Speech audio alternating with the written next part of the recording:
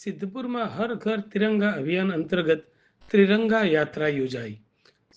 રાષ્ટ્રીય સ્વતંત્રતા પર્વની ઉજવણીના ભાગરૂપે પાટણ જિલ્લાના સિદ્ધપુરમાં હર ઘર તિરંગા રાજ્યવ્યાપી સ્વતંત્રતા ઉજવણી અભિયાન અંતર્ગત રાષ્ટ્રધ્વજના સન્માનમાં સિદ્ધપુર તાલુકા વહીવટીતંત્ર દ્વારા તિરંગા યાત્રાનું ભવ્ય આયોજન કરવામાં આવ્યું. આ તિરંગા યાત્રા એલએસ હાઈસ્કૂલ ખાતેથી સિદ્ધપુરના ધારાસભ્ય અને ગુજરાત સરકારના કેબિનેટ મંત્રી બળવંતસિંહ રાજપૂતે પ્રસ્થાન કરાવી હતી. યાત્રા શહેરના ભીમચોક, ઝાંપલીપોળ, ટાવર રોડ સહિત રાજમાર્ગો પર ફરી સંપન્ન થઈ હતી. આ ત્રિરંગા યાત્રામાં મોટી સંખ્યામાં વિદ્યાર્થીઓ અને સ્થાનિક નાગરિકો જોડાયા હતા. સૌએ ભારત માતા કી જયના ગગનભેદી નારા લગાવ્યા હતા અને નારાઓથી સમગ્ર વાતાવરણ દેશભક્તિના રંગે રંગાઈ ગયું હતું. આ તિરંગા યાત્રા દેશના સન્માનમાં આયોજિત કરવામાં આવી હતી.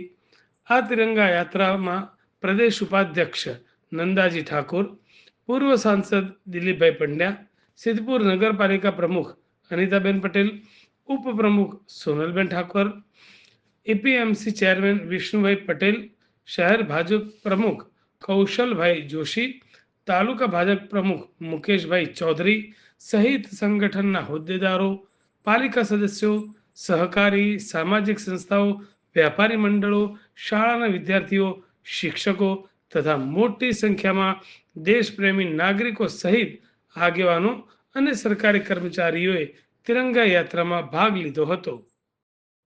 યાત્રા એ કોઈ કાર્યક્રમ નથી. તિરંગા યાત્રા એટલે 145 કરોડ દેશવાસીઓનો પ્રેમ, 145 કરોડ દેશવાસીઓનો ઉત્સવ.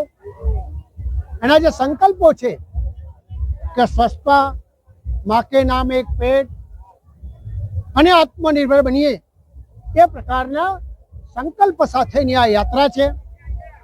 આપણે 78 વર્ષ પૂરા કરીને 79માં વર્ષે સ્વતંત્રતા દિવસ ઉજવવાના છીએ. ત્યારે આપણે સૌ સાથે મળીને સંકલ્પ કરીએ કે વિશ્વની જે પરિસ્થિતિ છે અને ઓપરેશન સિંદૂર બાદ દેશે જે સફળતા પ્રાપ્ત કરી છે અને અનુલક્ષીને એક સંકલ્પ લઈએ કે લોકલ ફોર વોકલ, એટલે આપણા દેશમાં જેને પસીનો પાડ્યો હોય એવી જ વસ્તુઓ આપણા દેશવાસીઓ ઉપયોગ કરે અને આપણે આત્મનિર્ભર બનીએ.